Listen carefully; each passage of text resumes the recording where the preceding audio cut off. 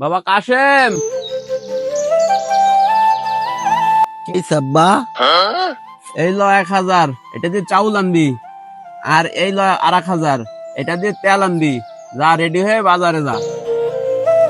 যাইতাছি। 1000টা চাল, 1000টা তেল, 1000টা চাল, 1000টা তেল। কোনটা দেখ তেল আনবার কইলো আর কোনটা দে চাল আনবার কইলো, টেহা দি মিলাই লাইছি। যাই আব্বার যাবা জিগে আহি। আব্বা, আব্বা, বাইরাও।